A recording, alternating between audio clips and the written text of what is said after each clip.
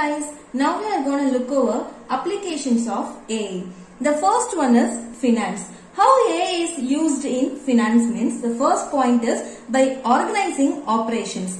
Operation means the transactions that we are going to do, crediting and withdrawing the amount. All these operations can be done by artificial intelligence. And the second one is investing in a stock market and managing the properties are also done by artificial intelligence. The financial institutions used in AI to detect the changes and claims also. So this is one of the most important field where the AI is used. So coming to the music. In music also we are using AI. How? Let's see. For the composition of songs, for performance, music theory, sound processing. And some of the major areas which research in music and the AI are focusing.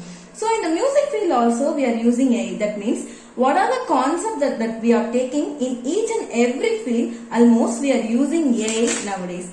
So going to transportation, Fuzzy Logic Controller have been developed for automatic gearboxes in automobiles. So mainly the AI can use when we are talking about the transportation means the automatic cars can be operated without the drivers. When you give your destinations with the help of AI. So here the Fuzzy Logic consists of Audi TT, VW Touareg and VW Caravelle. So in all these there is some automatic gearboxes will be provided.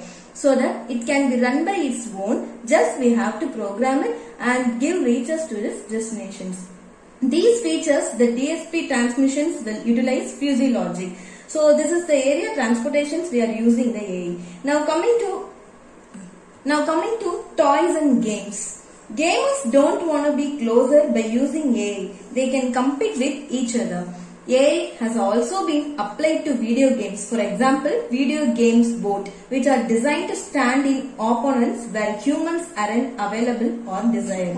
Hospital. So this is the most important field where the AI is used. Just like organizing the bed schedule, make a staff rotation, provide medical information, exact analysis of the diseases. So these are some of the applications where AI is used. Thank you.